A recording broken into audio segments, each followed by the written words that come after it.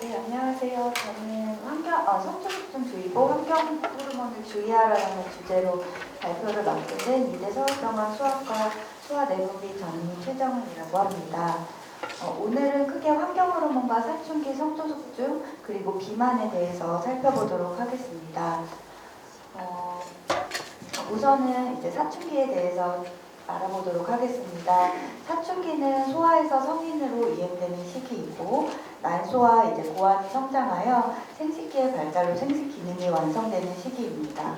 그리고 2차 성징, 음모나 유방 발육, 변성기 등이 나타나고 사춘기가 끝나고 나면 이제 성인 신장을 획득하는 시기입니다. 사춘기의 시작은 뇌에서 호르몬의 분비로 시작을 하게 됩니다.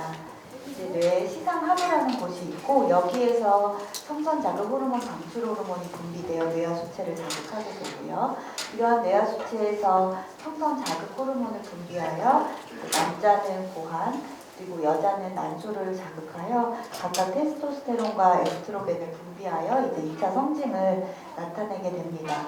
사춘기 시작 전에는 이러한 호르몬들이 나오지 않고 있고요.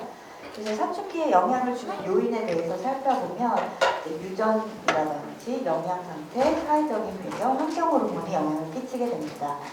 특히 영양적인 요인과 신체 구성이 중요한 역할을 하는데요. 비만이 있으면 이제 체지방 내 비만 세포에서 사춘기 관련 물질이 가장 분비되면서 사춘기가 일찍 시작하게 된다고 합니다. 그래서 비만한 환자에서 조금 사춘기가 일찍 오게 되고 반대로 이제 비만이 아닌 운동선수라던가 발레 무용수, 영양결핍 환자, 만성 질환이 있는 환자, 거식증 환자는 초경이 늦게 시작하게 됩니다. 그리고 유전적인 영향도 있어서 부모가 사춘기가 빨랐다면 자녀가 빠를 수가 있고요. 한 70~80%에서는 그러한 영향도 있는 것 같습니다. 그리고 이제 심리적인 영향도 많이 관련이 있는데요. 아이가 심리적으로 힘들다든지 이제 스트레스가 많은 가정이라든지 숙면이 어렵거나 수면이 짧은 경우 불규칙한 식사, 환경 호르몬도 이제 영향을 끼친다고 되어 있습니다. 그래서 이제 성조숙증이란 만 9세 미만 남아에서 2차 성징이 나타날 때 얘기를 하고 있고요. 2차 성징이라는 것은 이제 보안 크기 증가, 급성장, 음모 발생, 늑경 크기 증가를 얘기하고 있고 만 8세 미만 여아에서 2차 성징이 나타날 때를 얘기하고 있고 그것은 이제 전몽이 나타나고 아니면 소경이 시작한다든지 음모 발생을 얘기하고 있습니다. 이제 성조숙증의 문제는 사춘기가 빨리 시작되면 처음에는 잘 크는 것 같지만 성장판이 빨리 닫혀 사춘기가 정상적으로 시작하는 아이에 비해서 성인 키는 오히려 작아질 수가 있습니다. 또한 심리적으로도 또래와 이질감이라든지 그런 거에 스트레스를 받는 아이들이 생길 수가 있고요. 그래서 성조숙증이 있는 경우 성장 속도가 처음에는 빨리 크는 것 같지만 결국에는 최종 키가 평균 신장보다 조금 못 미치게 되고 있습니다. 이제 실제 성조숙증 환자는 많이 증가를 하고 있는데요. 2015년에서 2021년을 살펴보면 이제 6년 새에 한 2배 이상의 증가를 하고 있고 이제 2021년 환자 수는 이제 10만 명 이상 되고 있습니다. 특히 이제 2019년에 코비드-19이 시작을 했는데요. 이제 코로나 바이러스 이후에 이 기울기가 좀 급격하게 증가한 것을 볼 수 있고 실제 코로나 이후에 이제 내분비 클리닉에도 훨씬 환자가 많이 방문하고 있는 것 같습니다. 성조숙증의 진단은 이제 내원을 하게 되시면 저희가 사춘기의 단계를 신체 진찰을 통해서 이제 가슴 발달과 고환 사이즈를 측정하고요. 그 다음은 간단하게 엑스레이를 찍어서 성장판을 측정하고 있습니다. 그리고 확진 검사로서는 혈액 검사를 통해서 성선 자극 호르몬 자극 검사를 하고 있습니다. 자극 주사를 맞고 2시간 동안 5번의 성호르몬을 측정을 하고 있고 여기에서 이제 LH라는 수치가 한 번이라도 5 이상이 나오면 사춘기로 진단하고 치료를 하고 있습니다. 성조숙증에 걸리게 되면 치료를 하고 있는데 그 이유는 이제 2차 성징을 좀 억제해서 이제 키 손실을 최소화하고 어떤 심리적인 문제를 예방하고 초경이 일찍 하는 것을 막아서 이제 사춘기 발달을 정상화하려는 데 있습니다. 이제 성조숙증 치료의 경우에는 주사 치료로 저희가 하고 있고요. 치료 주기는 4주 혹은 12주마다 제제도 개발이 되어 있습니다. 이 주사제는 성선 자극 호르몬 방출 호르몬 기량제라고 해서 성호르몬 분비를 이제 억제하는 주사입니다. 그러면서 치료 효과를 나타내고 이제 이 주사를 팔이나 엉덩이에 4 또는 12주 간격으로 주사를 하게 됩니다. 심각한 유해 반응은 없다고 알려져 있고 알레르기 정도의 유해 반응이 알려져 있습니다. 효과는 이제 토경을 늦추고 키 성장에 도움을 주게 됩니다.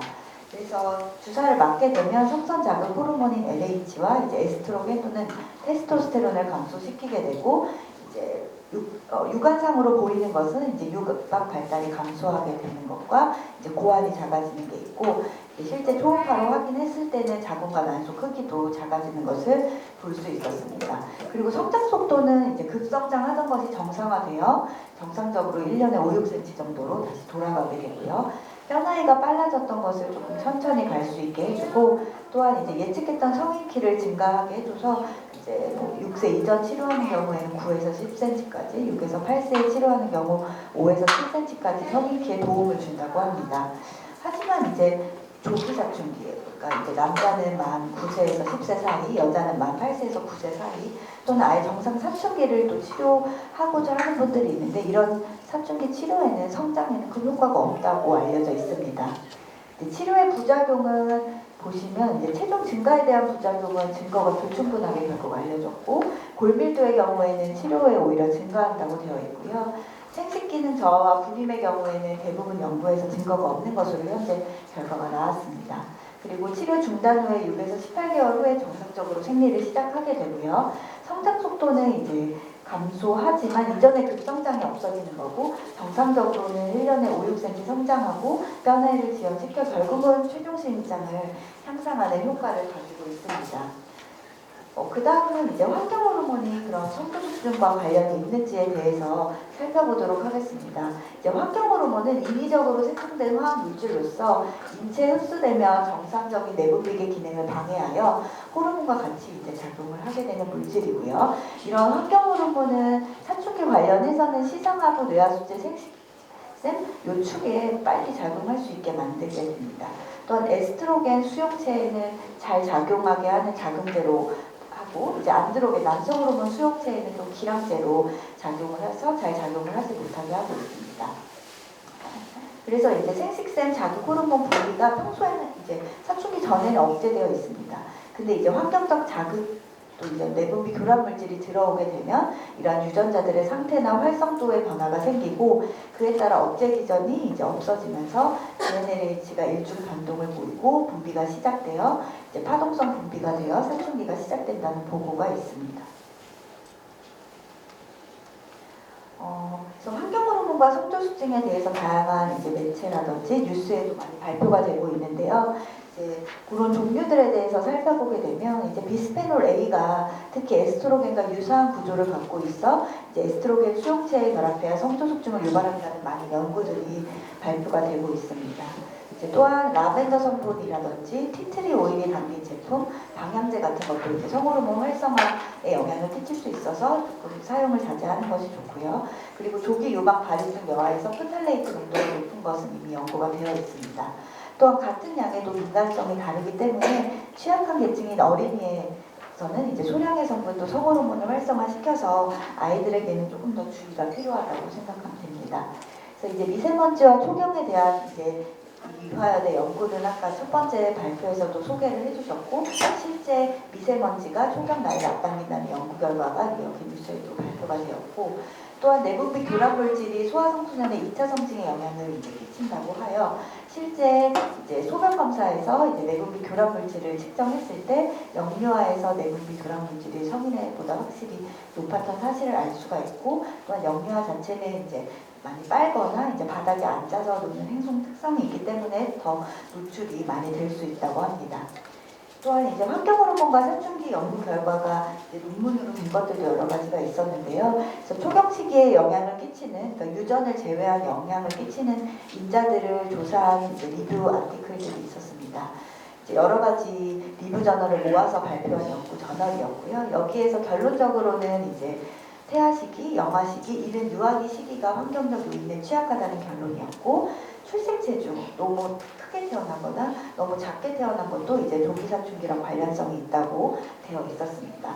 또한 체중이라든지 동물성 단백질을 과량 섭취한다든지 스트레스, 그리고 활동량이 초경식에 영향을 끼쳤다고 하고요. 환경오염 물질 종류 중에서 이제 올가노클로린 케미칼이라든지 중금속 종류에서 납순, 카드뮴이 사춘기에 영향을 끼쳤다는 결론이 있었습니다. 또한 소아 내분비 학회지에도 2019년에 이러한 성경 호르몬과 사춘기를 이제 관련성이 있는 연구를 발표하였는데요. 이렇게 왼쪽에 있는 물질부터 더 연구가 많이 되고 관련성이 있는 물질입니다. 그래서 BPA, 프탈레이트, 이거는 이제 살충제 종류고요. 다이옥신, 이제 PCB, PBB 이런 종류들이 있습니다. 그래서 하나씩 살펴보게 되면 비스페놀과 성조숙증이 이제 가장 많이 발표가 되고 연구되어 있는 주제입니다. 비스페놀은 에스트로겐과 구조가 비슷해서 에스트로겐 수용체에 가서 잘 달라붙게 됩니다.